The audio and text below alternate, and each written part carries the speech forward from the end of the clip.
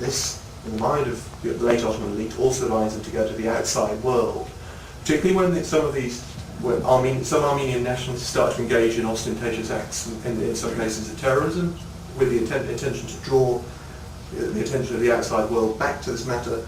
This becomes an ever more sensitive issue.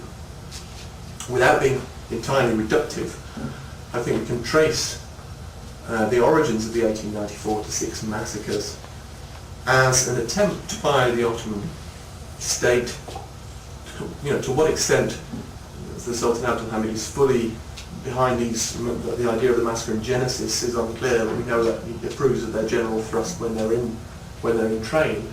And what we see there is a kind of state come societal attempt to put the Armenians back in their place, as it were, to punish them for the increasing nationalistic activity of some, but more generally for the whole question of, as the Ottomans, I think, see it, breaking the contract with the state by forgetting that they're really living on the sufferance of the state's protection as monotheistic non-Muslims, as Christians they're living under the protection but under the sufferance of the state too. And this appeal to the outside world, they somehow compromise that status, need to be punished. And I'd say punishment is what the 1894-6 is all about. Horrendous, mass murderous punishment. Not genocide. Genocide is a different thing, I think. I would draw a distinction between 1894-6 on one hand and 1915-16 on the other hand.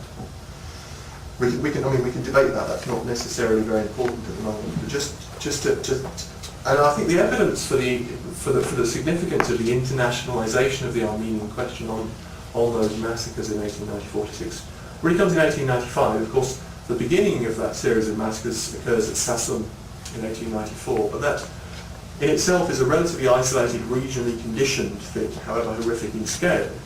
We often talk of 1894-6 as if it's one whole period. It's not really. It's actually three separate periods of massacre, by far the largest of which occurs from the final quarter of 1895 onwards. That's when the vast majority of Armenians killed in that period are killed.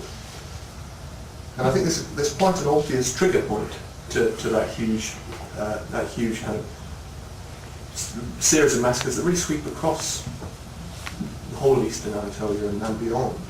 And that would be in October 1895, where, in the aftermath of the Sassun massacres, Britain, which has regained some of its ostensible humanitarian interest in the Ottoman Empire, presses for a reform commission, enforceable reforms once again. This idea of reforms comes up. Investigations are carried out, reform recommendations are made. In October 1895, Abdulhamid acquiesces in the demand for reform. And really it's been in the very next few days that these massacres start to proliferate across the country. And it almost is a direct result of this matter being raised once again, or perhaps of the humiliation of the Sultan being obliged to sign something promising an external power to look after his own people. One of the great interventions in Ottoman internal affairs, it seemed to be.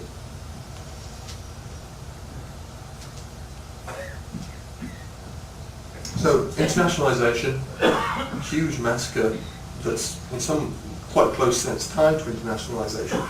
This, I think, is a dynamic that continues through the Young Turk period, the Committee of Union and Progress period, after 1908, after the 1908 Committee of Union and Progress coup, through the whole period up to and through the genocide period.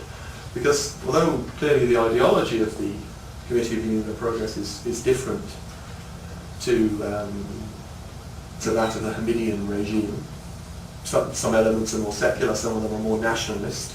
We can't yet talk of a fully fledged nationalism, but it's clearly different to the neoconservative religious quality of the Abdul Hamid regime. What, of course, those two regimes share, what binds them together more than separates them, is the desire to keep as much of the empire intact as possible.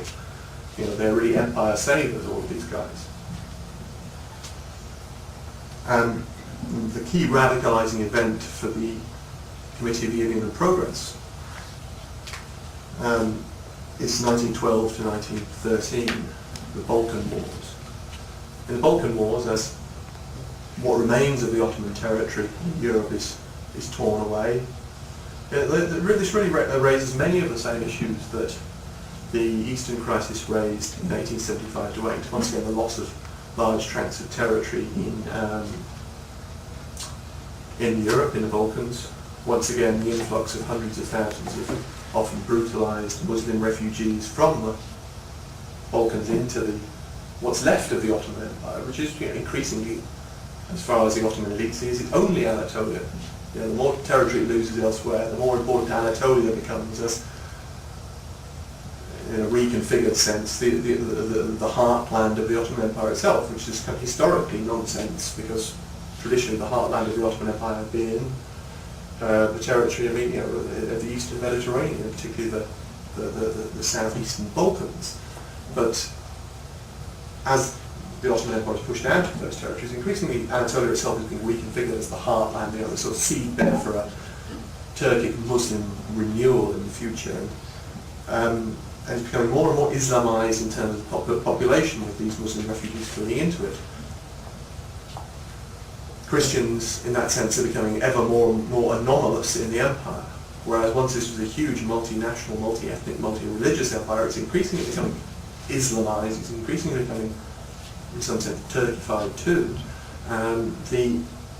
And Christians are more and more anomalous, and increasingly being seen, by the very fact that they're Christians and have relationships with outside powers in some senses, inherently treacherous.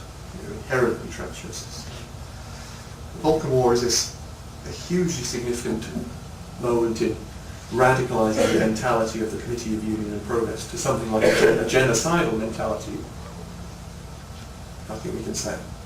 An idea that in order to secure the future of Anatolia, you need to make sure that the Christian populations within it are either marginalised so much that they're no longer significant politically, or indeed removed completely by one means or another. It's very noticeable that many of the elite, the Committee of Union and Progress leadership who lead the Ottoman Empire into the First World War, and who are the key perpetrators of the genocide, many of these are people who themselves or their families are refugees from the Balkans. Thracians, Macedonians. A huge representation amongst the Ottoman elite of people who themselves or their families have been victimised, or they see themselves as having been affected by this great disaggregation, this great collapse of the Ottoman Empire, and the sort of rather perfidious role, as they see it, of the powers in all of this. The aftermath of the Balkan War brings one final version of the Armenian reform plan. As the treaty bringing the Second Balkan War to a close in 1913 was signed, with considerable Russian stimulation, Armenians' leaders once again appeal for external protection against the increasing horrors that they are experiencing within the Ottoman Empire. And we're now talking about sporadic, unpunished murders at an almost endemic level in the East. Huge ongoing land theft by some sedentarizing Kurdish tribes, but also by Muslim refugees from the Caucasus and from the Balkans too.